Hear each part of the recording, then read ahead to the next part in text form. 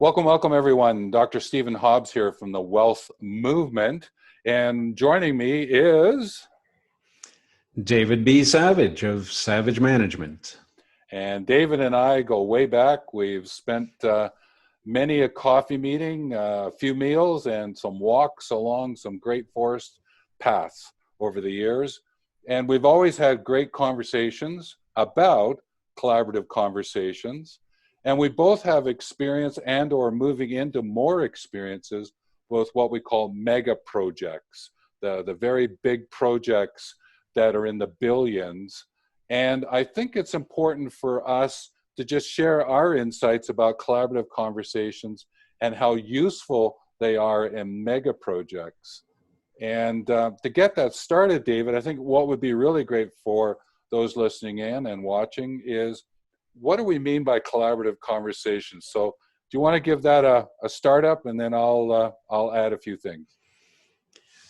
Yeah, collaborative conversations are the ability to listen to many voices, to receive, to encourage, and to incorporate many voices. So collaborative conversations, like empathy, is understanding and holding that wisdom. Doesn't mean you have to agree. You know, collaborative conversations does not equal consensus. It equals, we have all of these stacks of wisdom and knowledge and perspectives and professional expertise, et cetera, and we can sort through those and build the better mega project. For sure. And I like the concept of the perspective, because when you're doing mega projects and you're in conversations, you're sharing a lot of different kinds of perspectives. And I know some of the work I'm doing now, there's four major stakeholders. There's the funder, the government, the EPC, those who build, and then the community who's going to benefit from it and be involved with it. And those are just four major ones. You can just imagine all the other ones that go with that. I would also add, around this conversation, it's a way in which to get at this notion of dialogue rather than discussion. But I also know David and I have had these great conversations. It's more than dialogue. You want to share your perspective of that? Because I think it's so important. Yeah, thank you. It's multilog. So it's not two, it's not three, it's all the voices, all the perspectives. Yeah, at one point it might be just Stephen and I, but those of us that think that we can sit in our office towers and plan it all, we've been defeated and challenged too many times. The world has changed. The world is smart. The stakeholders are smart, and they are passionate about their interests. So we have learned, at least some of us have learned, that the best way to make a lot of money and have successful projects done under budget and under time is actually engagement with all the voices.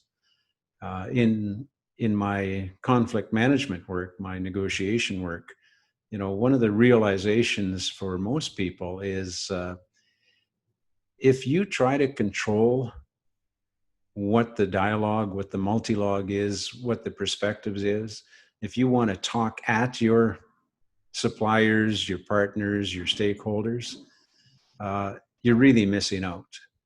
Because those that are against you, and there's a lot of people against you, they will find a way. You know, let's get mature about this. They will find a way. There are many media that will encourage the dynamics of conflict. They love this. So they will have opportunities and platforms that you can't control. The best way to control is to not control, to actually get them involved early, get them involved actively, get them to understand that it's still your project, Stephen, but you're really open to what their interests are, how they can make it better, why you might not want to do it that way. In my business career in oil and gas, there is a number of examples where I realized by simply patiently listening. I was called everything nasty, from a used car salesman to a lawyer to everything, any other slanderous titles that they could throw at me. And when I really listened to what their concerns were, the other executives and I sat down with them, and we created a plan for this resource development that nobody had actually expected before. And the end result is our capital costs were slashed. Our timing was advanced. So in fact, the result, as a small oil and gas entity in Canada, our share price tripled within a 6-month period, because we actively engaged with those that thought we weren't paying attention to them.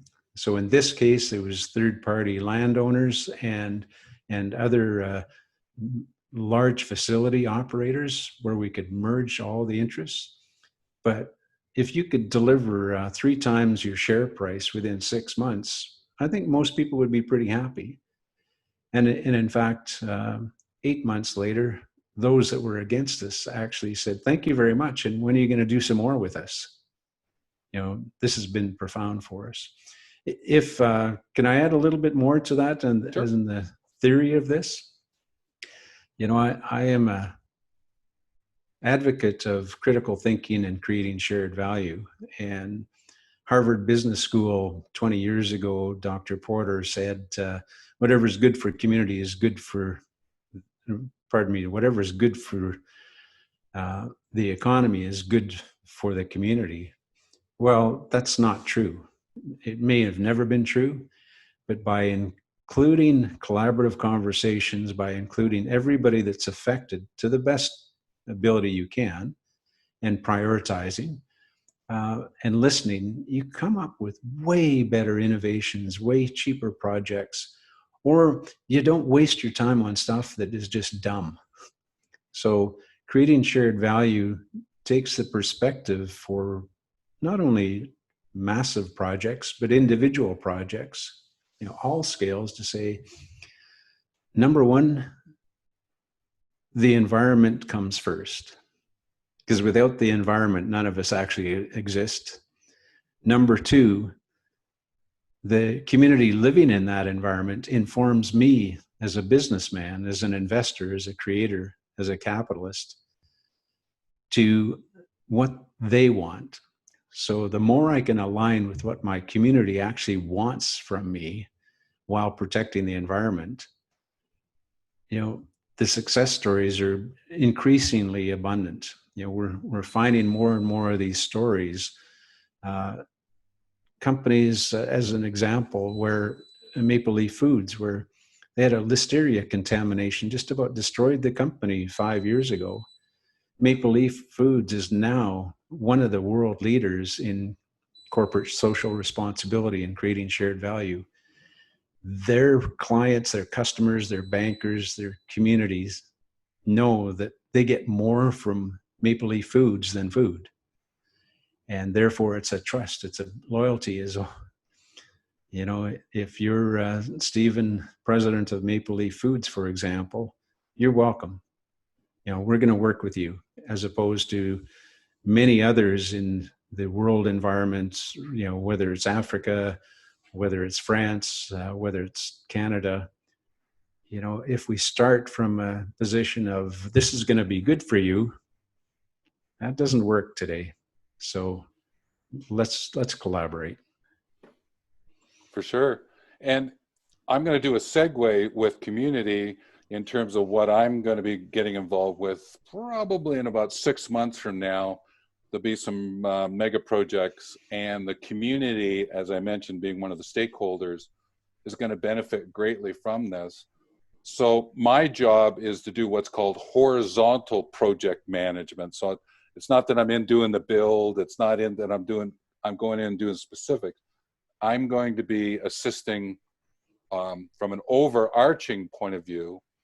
And why I'm sharing this is because one of the elements of this is the community and thinking about the mega project from the community use in 4 or 5 years from now, when it's built, what is that future brought into today?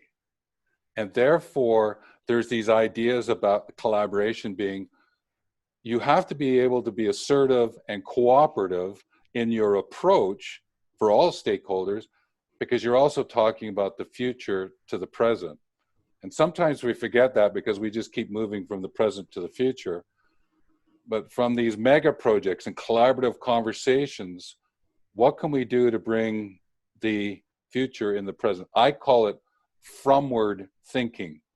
It's from to the present, fromward thinking, fromward ideas. We always talk about feedback, which sort of brings history to the present. I'm talking about bringing the future to the present. And how do you have collaborative conversations in that world? Because as you know, if I can't touch it, is this real? Yeah. When in fact, it has to be real. And this is my best example as I keep sharing with the people I'm working with. If we're bringing in some new technology, and in 5 years from now, that technology may be out of date. Therefore, the technology sometimes is put in at the very last minute, the technology that's there. But the people are not educated enough to use the new technology. Therefore, you have to be going, okay, what do we have to do from the education system point of view to be able to get people able and willing to get involved with that? Because I've seen where examples, and I know this is sped up a lot more in today's world, the notion of farming with the hose, picks and hose, right? And all of a sudden you get a grader, right? Or a tractor with, the big plow on it. Sometimes jumps go too much. But if we are building collaborative conversations about how do we deal with that future in the present and prepare for it, we would do much better with it. So this collaborative conversations piece that we're talking about is so important to what I'm sharing with people, but they're still grappling, still sometimes trying to wrap their head, heart, and hands around collaborative conversation from a fromward perspective. Yeah, I love that term. Thank you for sharing that fromward. Can I quote you on that? I think that's so powerful, Stephen, because it does two things for me. You started talking about project management, and so many of the problems with things are late, way more expensive, or not actually delivered, is because our models are often static or sequential, and life today isn't that way. Yes, a lot of the software programs are adaptive and intelligent and all of that stuff, but you need that overall agile thinker. And that is not, when I say thinker, I all of a sudden think, well, there's got to be an S on the end of that. It can't be just one. It can't be Dr. Stephen at the top. The other part of it that just really resonates with Fromward is, as a negotiator and as a coach, when I find people are really stuck and they can't move forward because they're fighting so much for their rights or their idea, or their, being passionate is great. The way they always unlock themselves is to say, okay, let's create that vision, the fromward. Where do we want to be? What's the future we want to create?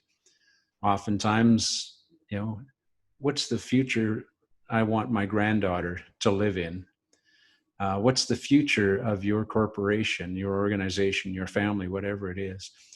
And once people can get to that fromward part, then we all have a much clearer vision, and we will actually drop our weapons, our baggage, our limitations, and say, okay, now we know where we're going. Let's go together. Yeah. Which actually brings up, I believe, a subtlety that you have voiced many times to me, is this notion of embracing diversity and collaborative conversations. Can you just expand on that? And we'll use that as a sort of as a segue to saying we're going to start to close this down, but give us your thoughts about that. Yeah, well, thank you, Stephen. Yeah, diversity, conflict is critical as success factors for outcomes. Whether you're an organization of any kind, whether you're a group of any kind, if we all get stuck into groupthink, we all limit what we can actually do because our fromward thinking is so limited. It's just, here's the blinders.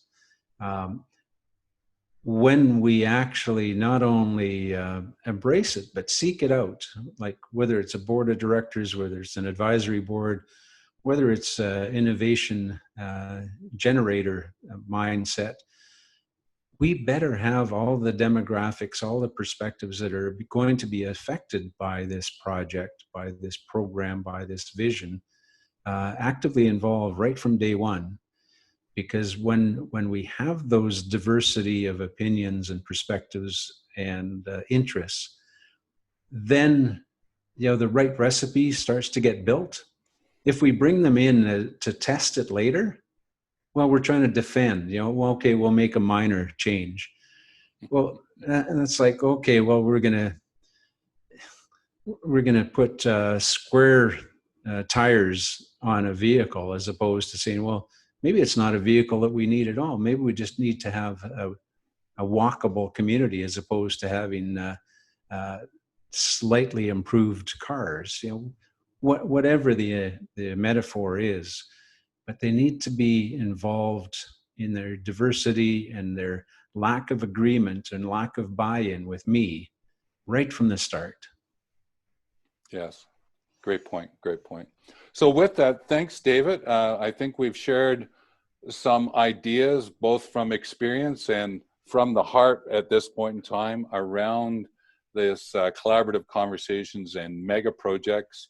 And I wish you well in the projects you're doing, and I'll certainly update you on some that are unfolding. And as I've also winked at David a couple of times, he's going to get involved with a couple of them as well. Yeah. So we'll see how it all goes, folks. Fromward and beyond. There we go. There we go. All right. Well, thanks. Take care, David. Take care. Thanks for watching the video. We have an ask of you. Make sure you click the subscribe button and click the bell beside subscribe so you can receive more notifications of the videos that we're loading up. And like the video, and especially if you could comment your insights. We would enjoy learning from you. Take care.